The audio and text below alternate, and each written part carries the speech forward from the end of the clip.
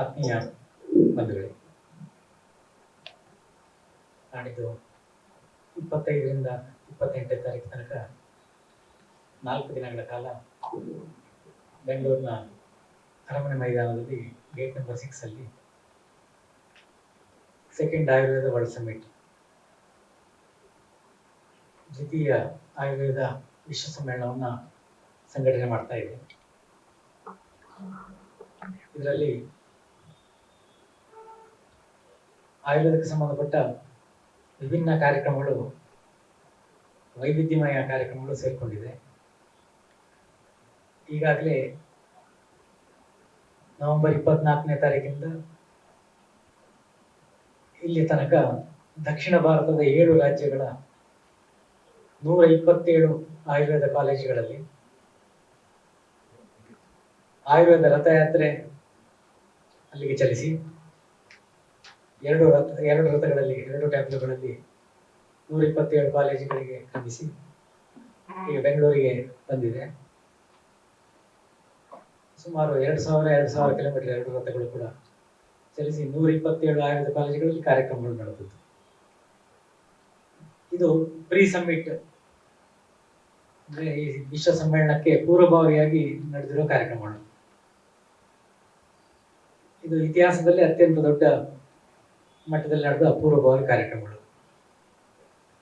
ಅಲ್ಲಿ ಎಲ್ಲ ಕಡೆ ಅದನ್ನ ಅದ್ಭುರಿಯಾಗಿ ಸ್ವಾಗತ ಮಾಡಿ ಜನಜಾಗೃತಿಗೆ, ಆಯುರ್ವೇದ ವಿಚಾರಗಳು ಜನರ ಮನಸ್ಸಿಗೆ ತಲುಪುವ ರೀತಿಯಲ್ಲಿ ಎಲ್ಲ ಕಡೆ ಕಾರ್ಯಕ್ರಮಗಳು ನಡೆದದ್ದು ಸಂತೋಷದ ವಿಷಯ. ಇದರ ಜೊತೆಯಲ್ಲಿ ಮೊನ್ನೆ ಕಳೆದ ಶನಿವಾರ ಆಯುರ್ವೇದ ಬೈಕ್ ರ್ಯಾಲಿ ನಡೆದಿತ್ತು. 250ಕ್ಕೂ ಹೆಚ್ಚು 2 ವೀಲರ್ಗಳಲ್ಲಿ, ದ್ವಿಚಕ್ರ ವಾಹನಗಳಲ್ಲಿ ನಡೆದ ಬೈಕ್ ರ್ಯಾಲಿಯನ್ನ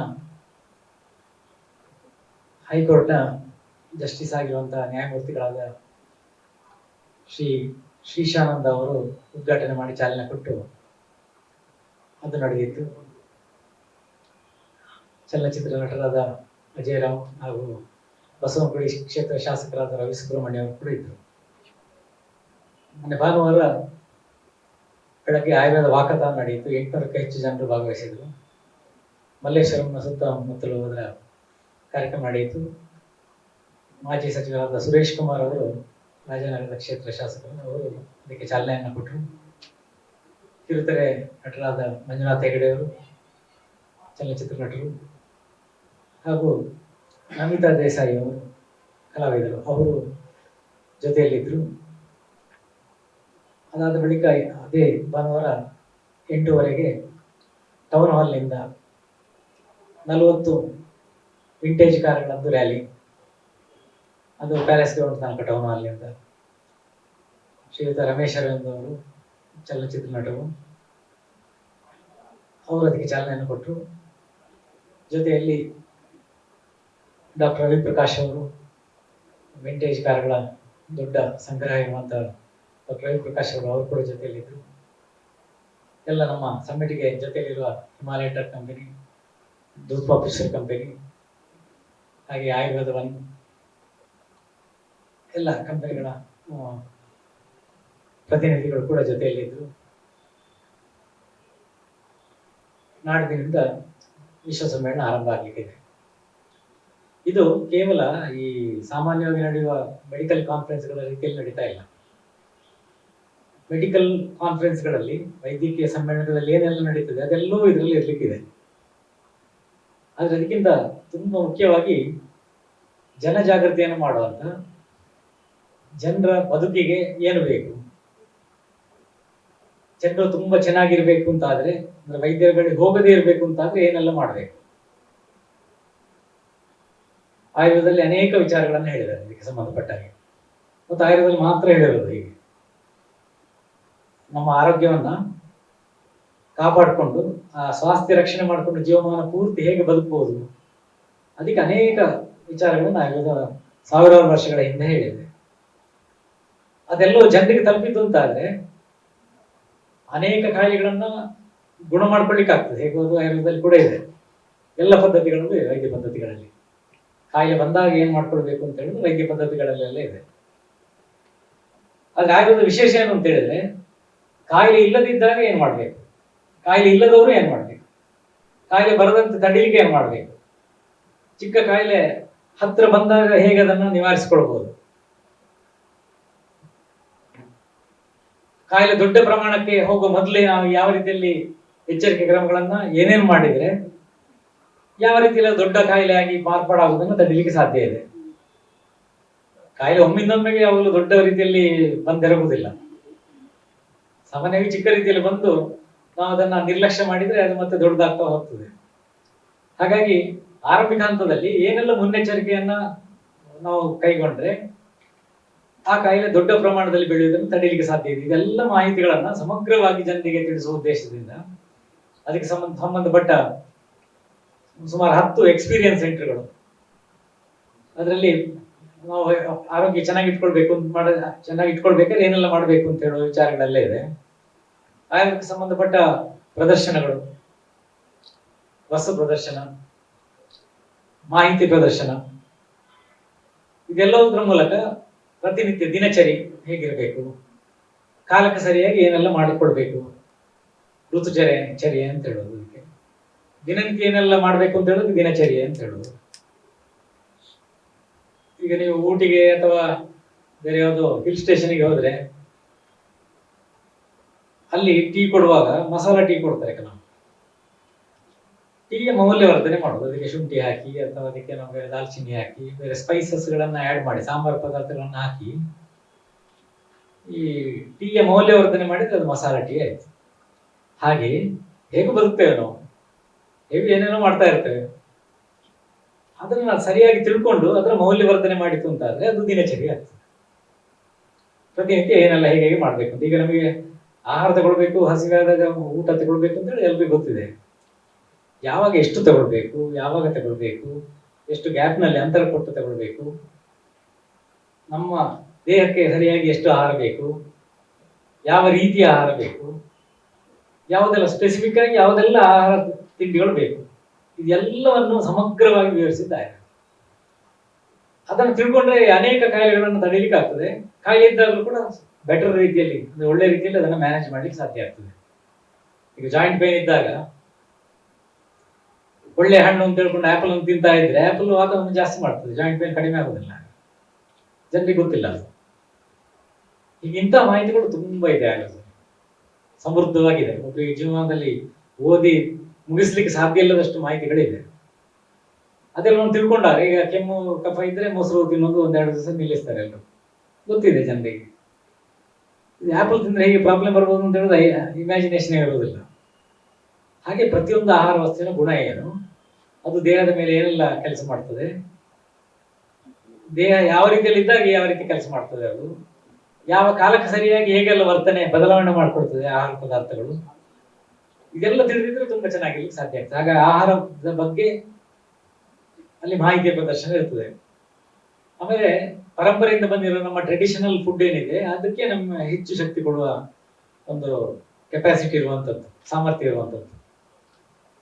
ಬೇರೆಯವರು ತಿನ್ನುವ ಆಹಾರ ನಮಗೆ ಹಿತವಾದಲ್ಲ, ಅಲ್ಲಿಯ ಆ ಪ್ರದೇಶದವರಿಗೆ ಅದು ಒಳ್ಳೇದಾಗಿರ್ಬೋದು. ಆದ್ರೆ ಆಹಾರದಲ್ಲಿ ನಮಗೆ ಶಕ್ತಿ ಬರುವುದಲ್ಲ, ಶಕ್ತಿ ಕಡಿಮೆ ಆಗುವುದು.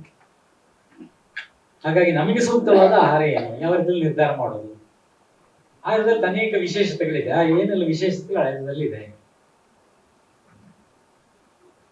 ಹೀಗೆ ಅನೇಕ ನಮಗೆ ಗೊತ್ತಿರುವ, ಸಾಮಾನ್ಯವಾಗಿ ಜನರಲ್ ಆಗಿ ಗೊತ್ತಿಲ್ಲದಿರುವ ಎಲ್ಲ ಮಾಹಿತಿಗಳ ಅಂತಂದ್ರೆ ಪ್ರದರ್ಶನ. ಆಮೇಲೆ ಆಯುರ್ವೇದದ ಪಾಕೋತ್ಸವ, ಅಂದ್ರೆ ನಮ್ಮ ಟ್ರೆಡಿಷನಲ್ ಫುಡ್ಡಿನ ಬೇರೆ ಬೇರೆ ಭಾಗದ ಪಾಕಗಳು. ಯಾವುದು ಉತ್ತರ ಕನ್ನಡದ ಆಹಾರ, ಆಮೇಲೆ ಮುಳುಬಾಗಿಲು ಸೈಡ್ನ ಆಹಾರ, ಆಚೆ ಮೇಲ್ಕೋಟೆ, ಆಮೇಲೆ ಕೋಲಾರ, ಆಮೇಲೆ ಹುಬ್ಬಳ್ಳಿ ಧಾರವಾಡ ಸೈಡ್ನಲ್ಲಿ, ಅಥವಾ ಮೈಸೂರು ಭಾಗದಲ್ಲಿ, ಆಮೇಲೆ ದಕ್ಷಿಣ ಕರ್ನಾಟಕ ಭಾಗದಲ್ಲಿ, ಮಲೆನಾಡು ಪ್ರದೇಶಗಳಲ್ಲಿ, ಈ ಬೇರೆ ಬೇರೆ ಭಾಗಗಳಿರುವ ಆಹಾರ ವಸ್ತುಗಳು, ಸಾಂಪ್ರದಾಯಿಕ ಆಹಾರ ವಸ್ತುಗಳ ಆಯುರ್ವೇದ ಪಾಕೋತ್ಸವ ನಡೆಯಲಿಕ್ಕೆ ಇದೆ. ಇದು ಬಹಳ ರುಚಿಕರವಾಗಿರುವಂಥದ್ದು. ಆಯುರ್ವೇದದ ಆಹಾರ ಅಂತ ಹೇಳಿದ್ರೆ, ಪಥ್ಯ ಆಹಾರ ಅಂತ ಹೇಳಿದ್ರೆ ಕೆಟ್ಟದ್ದು ಅಂತ ಅರ್ಥ ಅಲ್ಲ. ತುಂಬಾ ಒಳ್ಳೆದು, ತುಂಬಾ ರುಚಿಕರವಾದಕ್ಕೆ ಪಥ್ಯ ಆಹಾರ ಅಂತ ಹೇಳೋದು. ನಮ್ಮ ದೇಹಕ್ಕೆ ರುಚಿಕರವಾದ್ದು, ನಮ್ಮ ದೇಹಕ್ಕೆ ಹಿತಕರವಾದ್ದು ಅದು ಪಥ್ಯ. ಕಹಿ ಇದ್ರೆ ಪಥ್ಯ, ಅಥವಾ ಏನೋ ತಿನ್ಲಿ ಕಷ್ಟ ಆಗುವಾಗ ಇದ್ದ ಆಹಾರ ಯಾವುದು ಪಥ್ಯ ಅಂತಲ್ಲ. ನನ್ನ ಮನಸ್ಸಿನಲ್ಲಿ ಆ ಪಥ್ಯ ಅಂತ ಹೇಳಿದ್ರೆ ಆಯುರ್ವೇದ ಡಯಟ್ ಅಂದ್ರೆ ಏನೋ ಕಷ್ಟಪಟ್ಟು ತಿನ್ಬೇಕು, ಅದು ಆ ರೀತಿಯ ಭಾವನೆ ಇದೆ. ಹಾಗಲ್ಲ, ಪಥ್ಯ ಅಂತ ಹೇಳಿದ್ರೆ ತುಂಬಾ ಕಂಫರ್ಟೇಬಲ್ ಆಗಿರೋದು ಯಾವುದು ನಮಗೆ ಆಹಾರ ನಮ್ಮ ದೇಹಕ್ಕೆ, ಅದ್ರ ಬಗ್ಗೆ ಮಾಹಿತಿ, ಹೇಗೆ ಅದನ್ನು ನಿರ್ಧಾರ ಮಾಡೋದು, ಇದ್ರ ಬಗ್ಗೆ ಮಾಹಿತಿ ಇರುವಂಥದ್ದು. ಹಾಗಾಗಿ ಅಂತ ಆಹಾರ ಮೇಳ ನಡೀಲಿಕ್ಕಿದೆ. ಜೊತೆಯಲ್ಲಿ ಸುಮಾರು 200ರಷ್ಟು ಸ್ಟಾಲ್ಗಳ ಸ್ವದೇಶಿ ಮೇಳ ನಡೀಲಿಕ್ಕಿದೆ. ಈ ಸ್ವದೇಶಿ ಮೇಳದಲ್ಲಿ ದೇಶೀಯತನದ ಅಥವಾ ದೇಶೀಯ ನಮ್ಮ ಪರಂಪರೆ ಅಥವಾ ನಮ್ಮ ಭೂಭಾಗಕ್ಕೆ ಸಂಬಂಧಪಟ್ಟ ಹಾಗೆ, ನಾವಿರೋ ಪ್ರದೇಶದ್ದು ಅಲ್ಲಿಂದ ಕರಕುಶಲ ಕಲೆ ಎಲ್ಲ ಅದಕ್ಕೆ ಸಂಬಂಧಪಟ್ಟ ಹಾಗೆ ನಮ್ಮ ಜೊತೆ ಬೆಳೆದು ಬಂದಿರುವಂಥದ್ದು ಯಾವುದೆಲ್ಲ ಇದೆ ಅದೆಲ್ಲದರದ್ದು ಮಳಿಗೆಗಳಿರ್ತದೆ. ಆ ಸ್ವದೇಶಿ ಮೇಳ, ಈ ಸ್ವದೇಶಿ ಮೇಳಕ್ಕೆ ಕೂಡ ಲಕ್ಷಾಂತರ ಜನರು ಬಂದು ಭಾಗವಹಿಸಲಿಕ್ಕಿದ್ದಾರೆ. ಆಮೇಲೆ ಆಯುರ್ವೇದದ ಔಷಧಿ ಕಂಪನಿಗಳ ಅಥವಾ ಅದಕ್ಕೆ ಸಂಬಂಧಪಟ್ಟ ಸ್ಟಾಲ್ಗಳಿದೆ, ಸ್ಪಾನ್ಸರ್ಗಳದ್ದು ಸ್ಟಾಲ್ಗಳು, ಹೀಗೆ ಆಯುರ್ವೇದ ಬಗ್ಗೆ ಜ್ಞಾನ ಪಡ್ಕೊಳ್ಳಿಕ್ಕೆ ಅಂತ ವ್ಯವಸ್ಥೆ ಇದೆ. ಸಾಂಸ್ಕೃತಿಕ ಕಾರ್ಯಕ್ರಮಗಳು ನಡೀಲಿಕ್ಕಿದೆ.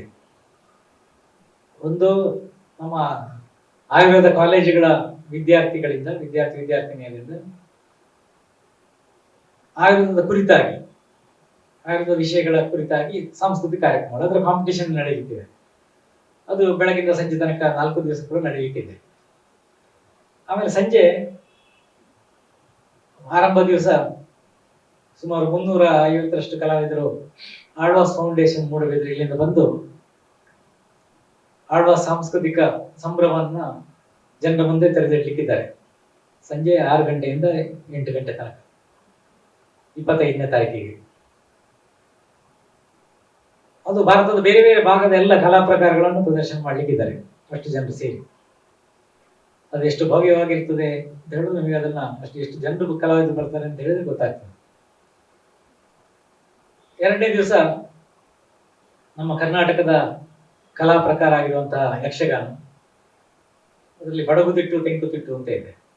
ಆ 2 ಪ್ರಕಾರದ ಯಕ್ಷಗಾನಗಳ ಹಿರಿಯ ಕಲಾವಿದರು ಬಂದು ಯಕ್ಷಗಾನವನ್ನು ನಡೆಸಿಕೊಡ್ಲಿಕ್ಕಿದ್ದಾರೆ. ಅದ್ರ ಜೊತೆಯಲ್ಲಿ ಅದೇ ದಿವಸ ಲೇಸರ್ ಶೋ, ಆಯುರ್ವೇದ ಕುರಿತಾಗಿ ಲೇಸರ್ ಶೋ ನಡೆಯಲಿಕ್ಕಿದೆ. 3ನೇ ದಿವಸ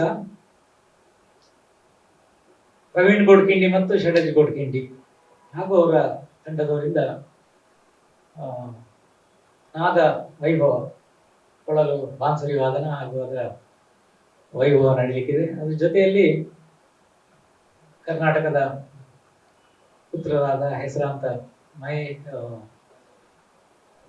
ರಾಘವೇಂದ್ರ ಹೆಗಡೆ ಕಟ್ಟೆಮನೆ ಅವರಿಂದ ಸ್ಯಾಂಡ್ ಆರ್ಟ್ ಅನ್ನ ವಿಶೇಷ ಕಲಾ ಪ್ರಕಾರ, ಅದ್ರ ಜೊತೆಯಲ್ಲಿ ಅವರು ಕೂಡ ನಡೆಸಲಿಕ್ಕಿದ್ದಾರೆ. ಆಮೇಲೆ ಪಿಕ್ಸೆಲ್ ಪೋಯಿ ಹಾಗೂ ಶ್ಯಾಡೋ ಶೋ, ಅನಂತ ಗಾವ್ಕರ್ ಅವರಿಂದ ಪಿಕ್ಸೆಲ್ ಪೋಯಿ ಕಾರ್ಯಕ್ರಮ ನಡೀಲಿಕ್ಕಿದೆ. ಅದೊಂದು ವಿಶಿಷ್ಟ ಕಲೆ, ಅದು ಹೊಸ ಕಲಾವಿಧಾನ. ಕೊನೆಯ ದಿವಸ ಆನೂರು ಅನಂತ ಕೃಷ್ಣ ಶರ್ಮಾ ಹಾಗೂ ತಂಡದವರಿಂದ ತಾಳವಾದ್ಯ ಕಚೇರಿ, ತಾಳವಾದ ವೈಭವ ಎಲ್ಲ ಬೇರೆ ಬೇರೆ ಪರ್ಕಷನ್ ಇನ್ಸ್ಟ್ರೂಮೆಂಟ್ಗಳ ವೈಭವ. ಆಮೇಲೆ ಮಂಗಳೂರಿನಿಂದ 20 ಜನರ ಹುಲಿ ವೇಷದ ತಂಡ ಬಂದು ಟೈಗರ್ ಡ್ಯಾನ್ಸ್, ಹುಲಿ ವೇಷದ ನರ್ತನ ಮಾಡ್ಲಿಕ್ಕಿದ್ದಾರೆ.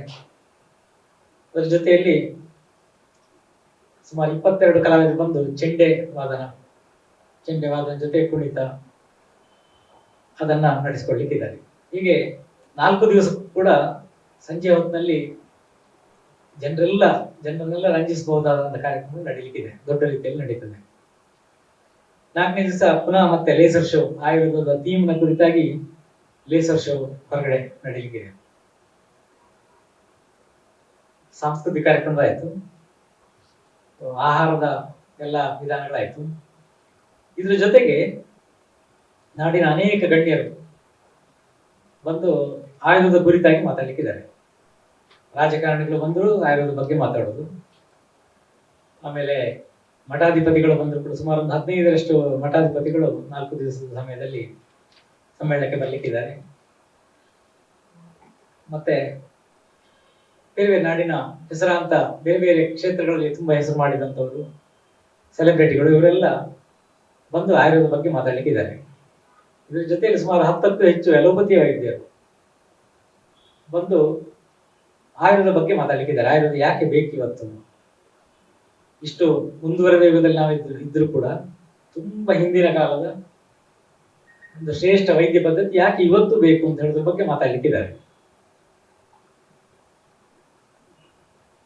ಆಯುರ್ವೇದ ಕ್ಷೇತ್ರದಲ್ಲಿ ಗಣನೀಯ ಸಾಧನೆ ಮಾಡಿರುವಂತಹ ವೈದ್ಯರು, ವೈದ್ಯಕೀಯ ಕ್ಷೇತ್ರಕ್ಕೆ ಸಂಬಂಧಪಟ್ಟವರು ಅಥವಾ ಔಷಧ ತಯಾರಿಕೆಯಲ್ಲಿ ತೊಡಗಿರುವವರು, ಬೇರೆ ಬೇರೆ ಟೀಚಿಂಗ್ ನಲ್ಲಿ, ಆಯುರ್ವೇದ ಉಪನ್ಯಾಸಗಳಲ್ಲಿ ಅಥವಾ ಶಿಕ್ಷಣ ಸಂಸ್ಥೆಗಳಲ್ಲಿ ಕೆಲಸ ಮಾಡ್ತಾ ಇರೋರು, ಹೀಗೆ ಇಂತಹ 400 ಜನ ಆಯುರ್ವೇದದ ಶ್ರೇಷ್ಠ ವೈದ್ಯರಿಗೆ ಆಯುರ್ವೇದ ವಿಶ್ವರತ್ನ ಅವಾರ್ಡ್ ಅನ್ನ ಈ ಸಂದರ್ಭದಲ್ಲಿ ನೀಡಲಿಕ್ಕಿದೆ. ಪ್ರತಿದಿನ 100 ಜನರಿಗೆ ಆ ಪ್ರಶಸ್ತಿಯನ್ನ ಕೊಟ್ಟು ಗೌರವಿಸಲಿಕ್ಕಿದೆ. ಇನ್ನೊಂದು ವಿಶೇಷ ಕಾರ್ಯಕ್ರಮ ಅಂತ ಹೇಳಿದ್ರೆ, ಆಯುರ್ವೇದ ಒಂದು ವೈದ್ಯ ಪದ್ಧತಿ, ಕೇವಲ ವೈದ್ಯ ಪದ್ಧತಿ ಅಲ್ಲ, ಅದೊಂದು ಜೀವನ ಶೈಲಿ. ನಾವು ಹೇಗೆ ಜೀವಿಸಬೇಕು ಅಂತ ಹೇಳೋದನ್ನು ಹೇಳಿದೆ, ಬರೀ ಮೆಡಿಸಿನ್ ಮಾತ್ರ ಅಲ್ಲ. ನಮ್ಮಲ್ಲಿ ಅನೇಕ ವೈದ್ಯ ಪದ್ಧತಿಗಳಿವೆ. ಅದರಲ್ಲಿ ಮುಂಚೂಣಿಯಲ್ಲಿರುವಂಥದ್ದು ಅಲೋಪತಿ ಇದೆ, ಹೋಮಿಯೋಪತಿ ಇದೆ, ನ್ಯಾಚುರೋಪತಿ ಇದೆ, ಯುನಾನಿ ಇದೆ, ಆಮೇಲೆ ಟಿಬೆಟನ್ ಮೆಡಿಸಿನ್ ಇದೆ. ಈಗ ಇವೆಲ್ಲ ವೈದ್ಯ ಪದ್ಧತಿಗಳ ವೈದ್ಯರು ಕೂಡ ಹಗಲು ರಾತ್ರಿ ಜನರ ಯೋಗಕ್ಷೇಮಕ್ಕಾಗಿ ಕೆಲಸ ಮಾಡ್ತಾರೆ. ನಾವಿಲ್ಲಿ ಆಯುರ್ವೇದವನ್ನ ಸೆಲೆಬ್ರೇಟ್ ಮಾಡಿದ್ರು ಕೂಡ ಜಗತ್ತಿನಲ್ಲಿ ಎಲ್ಲ ವೈದ್ಯ ಪದ್ಧತಿಯ ವೈದ್ಯರು ಕೂಡ ತುಂಬಾ ಕೆಲಸ ಮಾಡ್ತಾ ಇದ್ದಾರೆ, ನಾಡಿಗಾಗಿ ಕೊಡುಗೆಯನ್ನು ಕೊಡ್ತಾ ಇದ್ದಾರೆ. ಹಾಗಾಗಿ ಒಂದು ವಿಶೇಷ ಕಾರ್ಯಕ್ರಮವಾಗಿ ಜಗತ್ತಿಗೆ ಒಂದು ದೊಡ್ಡ ಸಂದೇಶವನ್ನು ಕೊಡುವ ದೃಷ್ಟಿಯಿಂದ ಸಮಾನ ಗೌರವ ಸಮ್ಮಾನ ಅಂತ ಹೇಳುವಂತ ಒಂದು ಕಾರ್ಯಕ್ರಮ ಮಾಡಿಕೊಂಡಿದೆ. ಅದರಲ್ಲಿ ಅಲೋಪತಿಯಿಂದ ಡಾಕ್ಟರ್ CN ಮಂಜುನಾಥ್ ಅವರು ಜಯದೇವ ಹೃದ್ರೋಗ ಸಂಸ್ಥೆಯಲ್ಲಿ ಕೆಲಸ ಮಾಡಿದ ಹೆಸರಾಂತ ಹೃದಯ ತಜ್ಞರು, ನ್ಯಾಚುರೋಪತಿಯಿಂದ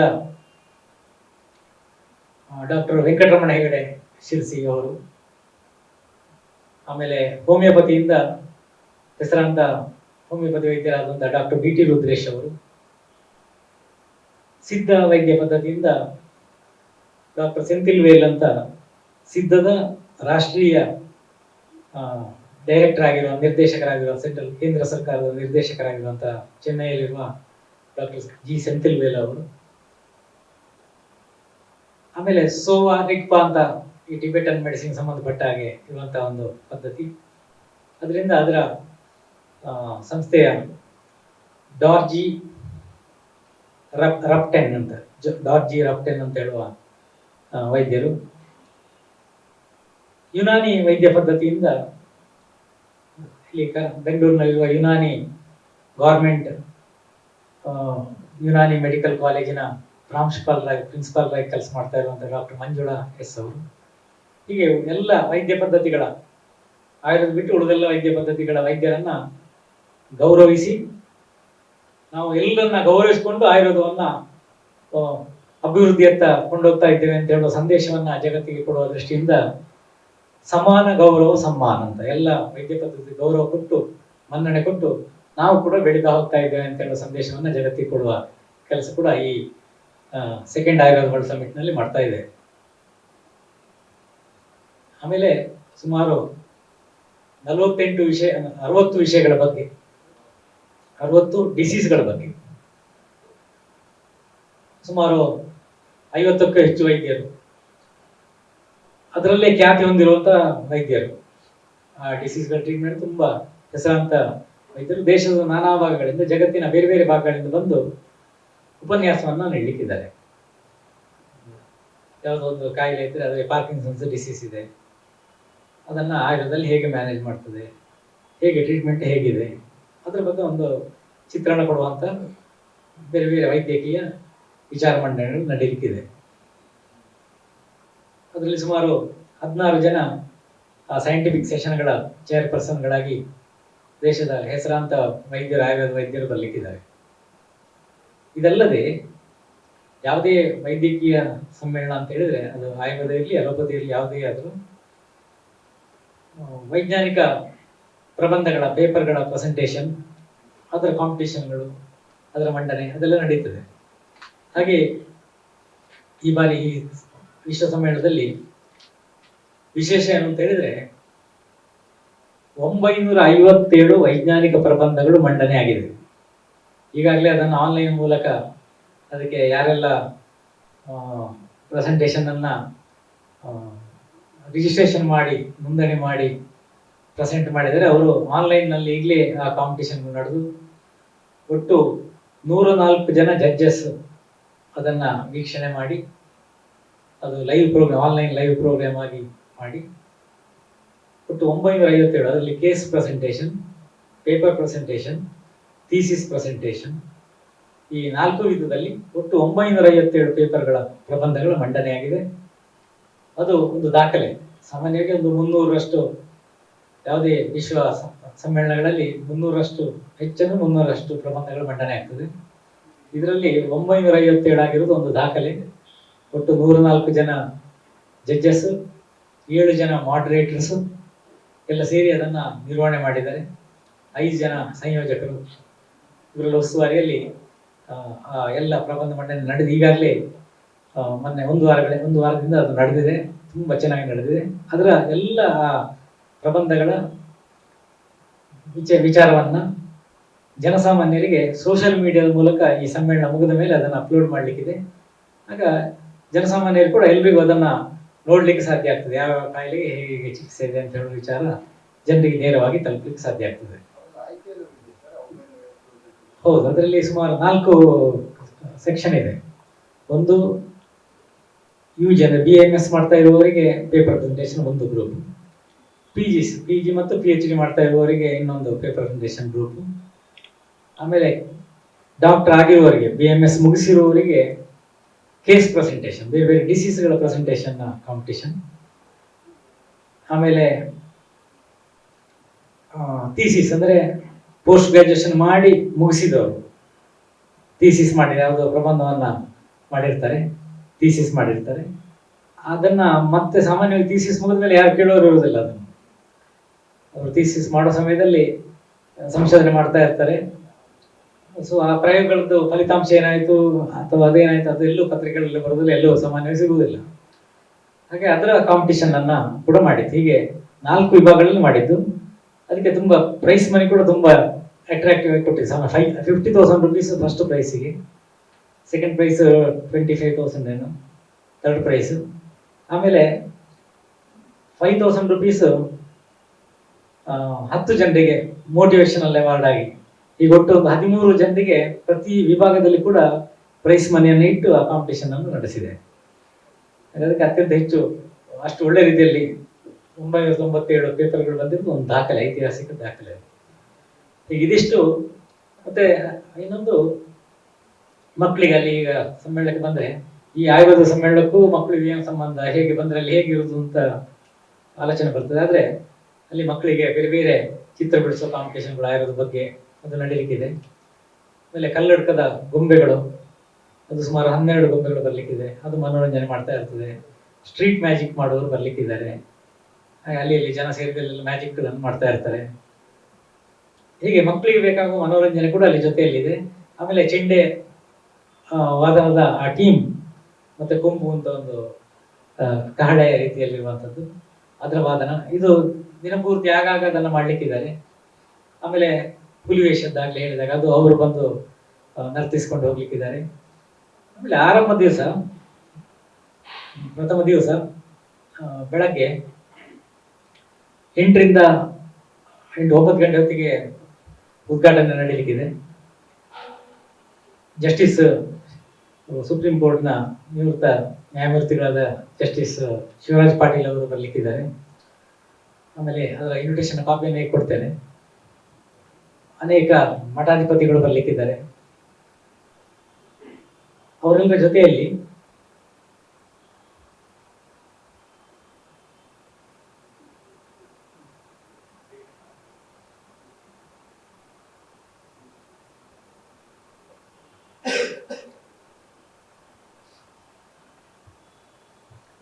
ಆ ಸಮಯದಲ್ಲಿ 1,008 ಮಹಿಳೆಯರಿಂದ ಪೂರ್ಣ ಕುಂಭ ಸ್ವಾಗತ ಕೂಡ ನಡೆಯಲಿಕ್ಕಿದೆ.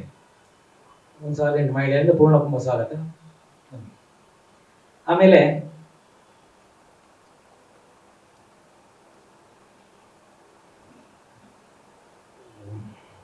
ಎರಡನೇ ದಿವಸ ಬೆಳಗ್ಗೆ 8ರಿಂದ 9 ಗಂಟೆ ತನಕ ಶ್ರೀ ರುದ್ರ ಪಾರಾಯಣ ನಡೀಲಿಕ್ಕಿದೆ. ಈ ರುದ್ರ ಪಾರಾಯಣಕ್ಕೂ ಆಯುರ್ವೇದಕ್ಕೆ ಏನು ಸಂಬಂಧ ಅಂತ ಜನರಿಗೆ ಅನ್ನಿಸ್ಬೋದು. ಈ ಶ್ರೀರುದ್ರಕ್ಕೆ ಆರಂಭದ ಶ್ಲೋಕದಿಂದ ಕೊನೆಯ ಶ್ಲೋಕ ತನಕ ಎಲ್ಲದಕ್ಕೂ ಕೂಡ ಆಯುರ್ವೇದ ಮೀನಿಂಗ್ ಇದೆ. ಅಂದ್ರೆ ಸುಮಾರು ಒಂದು 71 ಔಷಧಿ ಸಸ್ಯಗಳ ಹೆಸರು ಶ್ರೀರುದ್ರದಲ್ಲಿದೆ. 75 ಕಾಯಿಲೆಗಳಿಗೆ, ಜ್ವರದಿಂದ ಹಿಡಿದು ಬೇರೆ ಬೇರೆ ಟ್ಯೂಬರ್ಕ್ಲೋಸಿಸ್ ಅಂದ್ರೆ ಕ್ಷಯರೋಗ, ಆಮೇಲೆ ಅರ್ಬುದ ರೋಗ, ಕ್ಯಾನ್ಸರ್, ಆಮೇಲೆ ಬೇರೆ ಬೇರೆ ರೀತಿಯ ಜ್ವರಗಳು, ಆಮೇಲೆ ಎಪಿಲೆಪ್ಸಿ, ಅಪಸ್ಮಾರ ಅಥವಾ ಫಿಟ್ಸ್ ಅಂತ ಏನು ಹೇಳ್ತೇವೆ, ಆ ರೋಗದ ಔಷಧ, ಹೀಗೆ ಬೇರೆ ಬೇರೆ ಔಷಧಿ ಸಸ್ಯಗಳನ್ನು ಬಳಕೆ ಮಾಡಿಕೊಂಡು ಬೇರೆ ಬೇರೆ ಕಾಂಬಿನೇಷನ್ ನಲ್ಲಿ ಹೇಗೆ ಮನೆಯಲ್ಲೇ ಮದ್ದಾಗಿ ಅದನ್ನ ಉಪಯೋಗ ಮಾಡ್ಬೋದು ಅಂತ ಹೇಳುದು ಶ್ರೀರುದ್ರದಲ್ಲಿದೆ. ಹಾಗೆ ಶ್ರೀರುದ್ರ ಅಂತ ಹೇಳುದು ಬೇರೆಲ್ಲ ಅರ್ಥ ಇದೆ, ಅದ್ರ ಜೊತೆಗೆ ಔಷಧಿ ಅರ್ಥ ಕೂಡ ಸಮಗ್ರ ಶ್ರೀರುದ್ರಕ್ಕಿದೆ. ಅದನ್ನ ಸಾಂಕೇತಿಕವಾಗಿ ಪ್ರತಿಬಿಂಬಿಸ್ಲಿಕ್ಕೆ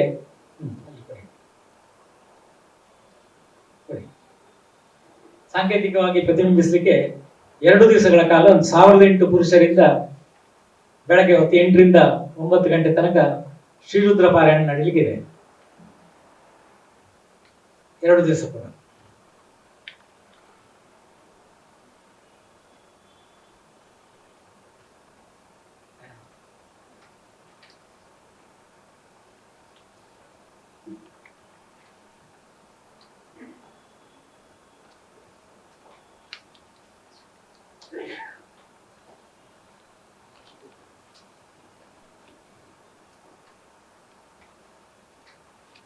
ಕಾರ್ಯಕ್ರಮಗಳ ಪೂರ್ತಿ ಮಾಹಿತಿ ಇದರಲ್ಲಿದೆ, ಹಾಗೆ ನಾನು ರಿಪೀಟ್ ಮಾಡ್ಲಿಕ್ಕೆ ಹೋಗ್ಲಿಲ್ಲ. ನಾನು ಜಸ್ಟ್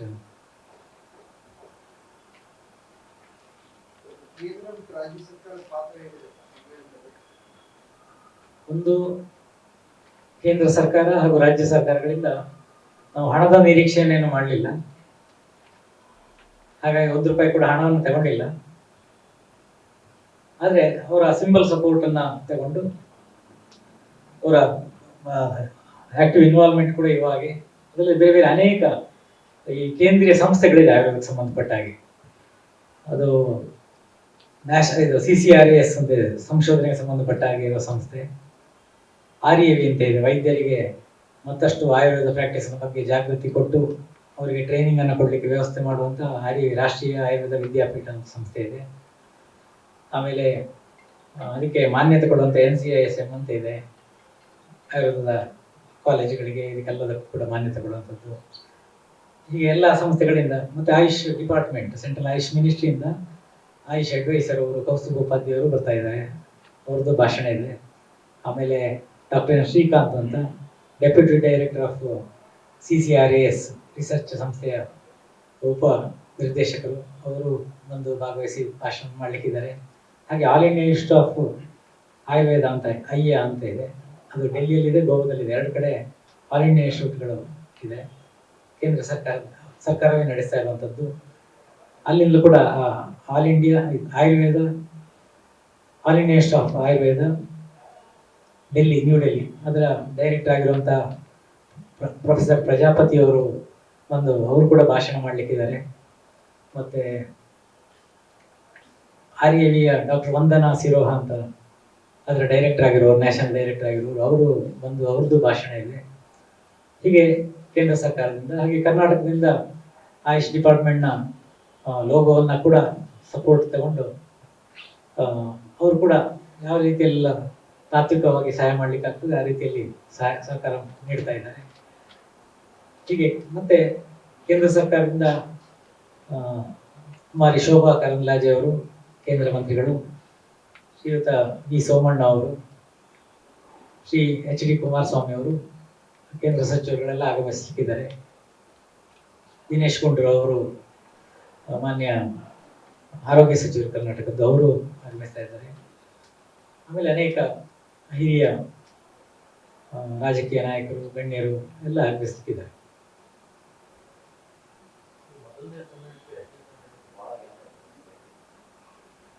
ನಾವೊಂದು ಪ್ರೈವೇಟ್ ಆರ್ಗನೈಸೇಷನ್ 2003ರಲ್ಲಿ ಪ್ರಪ್ರಥಮ ಸಮ್ಮೇಳನವನ್ನು ಮಾಡಿದ್ದು. ಅದು ಮಾಡಿದ ಮೇಲೆ ಕೇಂದ್ರ ಸರ್ಕಾರ 10 ವರ್ಲ್ಡ್ ಆಯುರ್ವೇದ ಕಾಂಗ್ರೆಸ್, ವಿಶ್ವ ಆಯುರ್ವೇದ ಸಮ್ಮೇಳನಗಳನ್ನು ಕೇಂದ್ರ ಸರ್ಕಾರವೇ ನೇತೃತ್ವ ವಹಿಸಿ ಮಾಡಿತ್ತು. ಸಾಮಾನ್ಯ 2-3 ವರ್ಷಕ್ಕೊಮ್ಮೆ ಮಾಡ್ತಾ ಇರ್ತಾರೆ. ಕಳೆದ ವರ್ಷ ಕೂಡ ಡಿಸೆಂಬರ್ನಲ್ಲಿ ಉತ್ತರ ಭಾರತದಲ್ಲಿ ಉತ್ತರಾಖಂಡಲ್ಲಿ ಡೆಹ್ರಾಡೂನ್ ಉತ್ತರಾಖಂಡದಲ್ಲಿ ಕಳೆದ ವರ್ಷ ಕೇಂದ್ರ ಸರ್ಕಾರ ಸಮ್ಮೇಳನವನ್ನು ಮಾಡಿದ್ದು. ಹಾಗೆ ಸುಮಾರು ಒಂದು 2-3 ವರ್ಷಕ್ಕೊಮ್ಮೆ ಅವರು ಮಾಡ್ತಾ ಇರ್ತಾರೆ. ಅದು ಇಡೀ ಭಾರತದಲ್ಲಿ ಒಂದೊಂದು ಕಡೆ ಮಾಡ್ತಾ ಹೋಗ್ತಾ ಇದ್ದಾರೆ. ನಮ್ದು 2003 ಮಾಡಿದ ಮೇಲೆ 2014ನೇ ಇಸವಿಯಲ್ಲಿ ಕೇಂದ್ರ ಸರ್ಕಾರದ ವರ್ಲ್ಡ್ ಆರ್ಟ್ ಕಾಂಗ್ರೆಸ್ ಬೆಂಗಳೂರಿನಲ್ಲೇ ನಡೆದಿತ್ತು. ಅಂದ್ರೆ 11 ವರ್ಷಗಳು ಮತ್ತೆ ಈಗ ಪುನಃ ಮತ್ತೆ 11 ವರ್ಷ ಗ್ಯಾಪ್ ಮೇಲೆ ಮತ್ತೆ ನಾವೇ ಪುನಃ ಮಾಡ್ತಾ ಇದ್ವಿ. ಯಾಕಂದ್ರೆ ಕೇಂದ್ರ ಸರ್ಕಾರ ಸಮ್ಮೇಳನ ಇಲ್ಲಿ ಬರ್ಲಿಕ್ಕೆ ಸುಮಾರು 10-20 ವರ್ಷ ಬೇಕಾಗ್ತದೆ. ಎಲ್ಲ ರಾಜ್ಯಗಳಲ್ಲಿ ಕವರ್ ಆದ್ಮೇಲೆ ಮತ್ತೆ ಬರುವುದು ಇಲ್ಲಿಗೆ. ಹಾಗೆ ಮತ್ತೆ ಇದನ್ನು ಅಷ್ಟು ಸುಲಭದಲ್ಲಿ ಆರ್ಗನೈಸ್ ಮಾಡಲಿಕ್ಕೆ ಸಾಧ್ಯ ಇಲ್ಲ ಒಂದು ಸಂಸ್ಥೆಗೆ ಅಥವಾ ಆ ರೀತಿಯಲ್ಲಿ. ಯಾಕಂದ್ರೆ ಹಣದ ಖರ್ಚು ತುಂಬ ಇರ್ತದೆ, ಅಗಾಧವಾಗಿರ್ತದೆ. ಹಾಗಾಗಿ ಅಷ್ಟು ಸುಲಭದಲ್ಲಿ ಆರ್ಗನೈಸ್ ಮಾಡ್ಲಿಕ್ಕೆ ಸಾಧ್ಯ ಇಲ್ಲ. ಹಾಗೆ ಮಧ್ಯದಲ್ಲಿ ನಾವು ಮಾಡಲಿಲ್ಲ. ಮತ್ತೆ ಕೇರಳ ಗವರ್ಮೆಂಟ್ನವರು ಗ್ಲೋಬಲ್ ಆಯುರ್ವೇದ ಫೆಸ್ಟಿವಲ್ ಅಂತ ಹೇಳುವ ಹೆಸರಿನಲ್ಲಿ 5 ಬಾರಿ ಇಲ್ಲಿ ತನಕ 2010ನೇ ಇಸವಿಯಲ್ಲಿ ಆರಂಭ ಮಾಡಿದರು ಅವರು.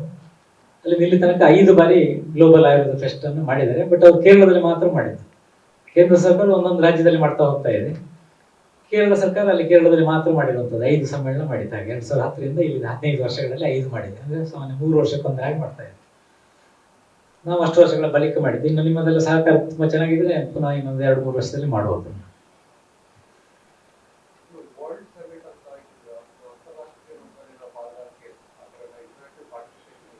ಇದೆ ಎಲ್ಲ ಬೇರೆ ಬೇರೆ ಸ್ಪೀಕರ್ಸ್ ಆಗಿ ಕೂಡ ಬೇರೆ ನಮ್ಮ ಬ್ರೋಷರ್ನಲ್ಲಿ ಕೂಡ ಇದೆ. ಮೇನ್ ಬ್ರೋಷರ್ ಬೇಕು ಕೊಡಿ ಎಲ್ರಿಗೂ.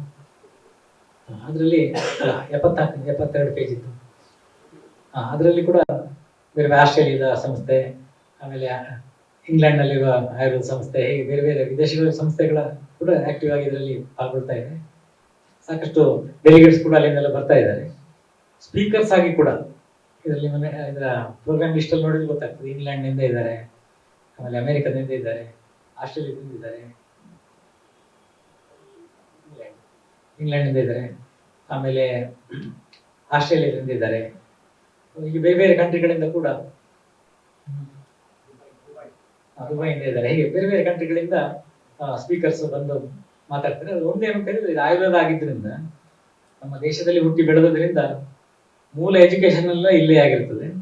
ಆಮೇಲೆ ಈಗ ವಿದೇಶಕ್ಕೆ ಹೋಗಿ ಬೇರೆ ಬೇರೆ ಸಂಸ್ಥೆಗಳಲ್ಲಿ ಡೆವಲಪ್ ಆಗಿ ಹಾಗೆ ಕೆಲಸ ಮಾಡ್ತಾ ಇರ್ತಾರೆ. ಅದು ಮೂಲತಃ ಇಲ್ಲಿಯವರೇ ಇರುವಂಥದ್ದು, ದೇಶದವರೇ ಸಿಗುವಂಥದ್ದು. ವಿದೇಶಗಳಲ್ಲಿ ಈಗ ಆಯುರ್ವೇದ ಡೆವಲಪ್ ಆಗ್ತಾ ಇದೆ. ಆಧುನಿಕ ವೈದ್ಯ ಪದ್ಧತಿಯಿಂದ ಅಲ್ಲಿ ಇದ್ದವರು ಇಲ್ಲಿ ಬಂದು ಮಾತಾಡೋದು ಹಾಗೆ ಇರ್ತದೆ. ಇಲ್ಲಿದ್ದವರು ಅಲ್ಲಿ ಹೋಗಿ ಆಯುರ್ವೇದವನ್ನು ಸ್ಪ್ರೆಡ್ ಮಾಡ್ತಾ ಇರೋದು. ಹಾಗೆ ಅವರು ಅದರಲ್ಲಿ ತುಂಬಾ ಜನ ಬಂದು ಭಾಗವಹಿಸ್ತಾ ಇದ್ದಾರೆ. 3ನೇ ದಿವಸ 27ನೇ ತಾರೀಕಿಗೆ ಬೆಳಗ್ಗೆ 10 ಗಂಟೆಗೆ ಆಯುರ್ವೇದದ ಒಂದು ದಿನಚರಿಯ ಅಧ್ಯಾಯ, ಅಷ್ಟಾಂಗ ಹೃದಯ ಅಂತ ಒಂದು ಗ್ರಂಥ ಇದೆ. ಚರಕ ಸಂಹಿತೆ, ಸುಶ್ರುತ ಸಂಹಿತೆ ಆದ್ಮೇಲೆ ಅಷ್ಟಾಂಗ ಸಂಗ್ರಹ ಅಂತ ಒಂದು ಗ್ರಂಥ ಬಂತ. ಆಯುರ್ವೇದದಲ್ಲಿ 3 ಗ್ರಂಥಗಳು ಮೊದಲಿದ್ದು. ಆ ಅಷ್ಟಾಂಗ ಸಂಗ್ರಹ ಅಂತ ಹೇಳೋ ಗ್ರಂಥದ ಸಾರ ರೂಪದಲ್ಲಿ ಚಿಕ್ಕದು ಶಾರ್ಟ್ ಫಾರ್ಮ್ ಅಲ್ಲಿ ಬಂದಿರೋದು ಅಷ್ಟಾಂಗ ಹೃದಯ ಅಂತ ಒಂದು ಗ್ರಂಥ. ಅದನ್ನ ನಮ್ಮ ಎಜುಕೇಶನ್ ನಲ್ಲಿ ಈ ಸುಶ್ರುತ ಸಂಹಿತೆ, ಚರಕ ಸಂಹಿತೆ, ಅಷ್ಟಾಂಗ ಸಂಗ್ರಹ, ಅಷ್ಟಾಂಗ ಹೃದಯ ಇದೆಲ್ಲವನ್ನು ಎಲ್ಲ ವಿದ್ಯಾರ್ಥಿಗಳು ಓದ್ತಾರೆ. ಸಾಂಕೇತಿಕವಾಗಿ ಹೀಗೊಂದು ಹಿಂದಿನ ಗ್ರಂಥ ಇದೆ, ಅದ್ರಲ್ಲಿ ಯಾವ ರೀತಿ ಇದೆ ಅಂತ ಒಂದು ಕೇಳುವ ದೃಷ್ಟಿಯಿಂದ ದಿನಚರಿಯೆ ಅಂದ್ರೆ ಡೈಲಿ ಬೆಳಗಿಂದ ರಾತ್ರಿ ತನಕ ಏನ್ ಮಾಡ್ಬೇಕು ಅಂತ ಹೇಳಿ ವಿಶೇಷ ವಿಚಾರಗಳು ಹೇಳಿದ್ದಾರೆ ಅಂತ ಹಾಗೇನು ಹೇಳಿದೆ. ಸುಮಾರು ಒಂದು 48 ಶ್ಲೋಕಗಳಿದೆ. ಅದರಲ್ಲಿ 48 ವಿಚಾರ ಇದೆ. ಆ ಚಾಪ್ಟರ್ನ ಎಲ್ಲ ಡೆಲಿಗೇಟ್ಸ್ ಒಟ್ಟಿಗೆ ಸುಮಾರು 4,000 ಹೆಚ್ಚು ಡೆಲಿಗೇಟ್ಸ್ ಒಟ್ಟಿಗೆ ಅದನ್ನ ಪಠಣ ಮಾಡುವಂತ ಒಂದು 15 ನಿಮಿಷ ಅಷ್ಟೇ. ಒಂದು 12ರಿಂದ 15 ನಿಮಿಷ ಅಷ್ಟು ಹೊತ್ತಿನ ಕಾಲ ಪಠಣ ಮಾಡ್ತಾರೆ. ಏಕಕಾಲದಲ್ಲಿ ಪಠಣ ಮಾಡ್ತಾರೆ. ಅಷ್ಟು ದೊಡ್ಡ ಗ್ಯಾದರಿಂಗ್ ನಲ್ಲಿ ಹಾಗೆ ಪಠಣ ಮಾಡುವಂಥದ್ದು ಅದೊಂದು ರೆಕಾರ್ಡ್ಗೆ ಸೇರ್ತದೆ. ಇಲ್ಲ ಇಲ್ಲ, ಯಾಕಂದ್ರೆ ಇಷ್ಟು ದೊಡ್ಡ ಸಂಖ್ಯೆಯಲ್ಲಿ ಸೇರೋದೇ ಇಲ್ಲ, ಮತ್ತೆ ಹಾಗೆ ಆಲೋಚನೆ ಮಾಡುದಿಲ್ಲ. ಅಂದ್ರೆ ಇದೆಲ್ಲ ಮಾಡ್ತಾ ಇರೋದು ಯಾಕೆ ಅಂತ ಹೇಳಿದ್ರೆ ಬರೀ ದಾಖಲೆ ದೃಷ್ಟಿಯಿಂದ ಅಂತಲ್ಲ, ಜನರಿಗೇನು ದಾಖಲೆ ಅಂತ ಹೇಳಿ ಏನು ಅಂತ ವಿಷಯ ಬರ್ತದೆ. ಏನು ಅಂತ ಹೇಳಿದ್ರೆ ಹಾಗೆ ಒಂದು ಗ್ರಂಥ ಇದೆ ಅಂತ ಗೊತ್ತಾಗ್ತದೆ. ಮತ್ತೆ ಯಾವುದೋ ಇಂಟರ್ನೆಟ್ ಅಲ್ಲಿ ಏನೋ ಹುಡುಕ್ತಾರೆ ಆ ಗ್ರಂಥದ ಬಗ್ಗೆ. ಈಗ ಸ್ವಲ್ಪ ನಾಲೆಜ್ ಸಾಧ್ಯದಷ್ಟು ಎಲ್ರಿಗೂ ಸ್ಪ್ರೆಡ್ ಆಗಲಿ ಅಂತ ಹೇಳುವ ಜನಜಾಗೃತಿಯ ಒಂದು ಮೂಲ ಉದ್ದೇಶ ಇಟ್ಕೊಂಡೇ ಇಂಥದ್ದನ್ನೆಲ್ಲ ಮಾಡ್ತಾ ಇದೆ.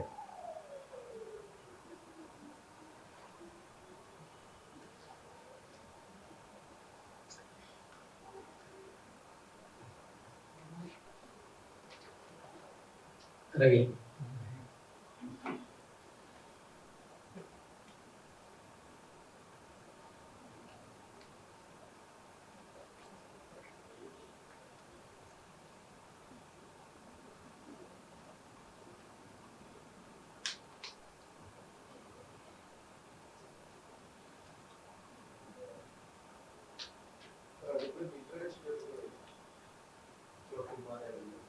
ನೀವು ಬನ್ನಿ. ಇವರು ಹಿಮಾಲಯ ವೆಲ್ನೆಸ್ ಕಂಪನಿಯ ಡಾಕ್ಟರ್ ಅಶೋಕ್ ಅಂತ. ಇವರು ಅಭಿಷೇಕ್ ಅಂತ. ಅಜಿತ್ ಅಜಿತ್ ಧೂಪಾಕ್ಷರ ಆಯುರ್ವೇದ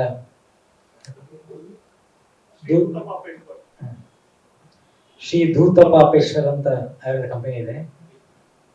ಅಜಿತ್ ಮತ್ತು ಅಭಿಷೇಕ್ ಅವರು ತುಂಬಾ ಹಳೆಯ ಕಂಪನಿ, 150 years ಆಗಿದೆ ಅದು ಕಂಪನಿ ಸ್ಟಾರ್ಟ್ ಆಗಿ. ಹಿಮಾಲಯ ಕಂಪನಿ ಸ್ಟಾರ್ಟ್ ಆಗಿ 95 ವರ್ಷ ಆಯ್ತು.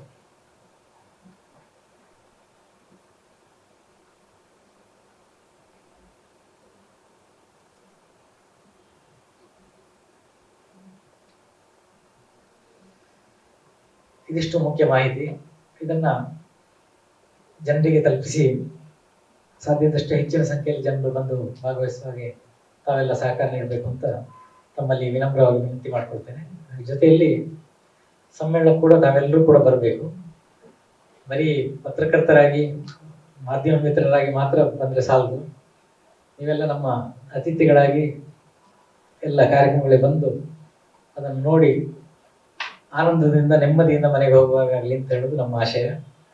ತಾವೆಲ್ಲರೂ ಸಮ್ಮೇಳನಕ್ಕೆ ಬನ್ನಿ ಅಂತ ಮತ್ತೊಮ್ಮೆ ಆಹ್ವಾನ ನೀಡ್ತಾ ಇದ್ದೇನೆ. ಒಂದೇ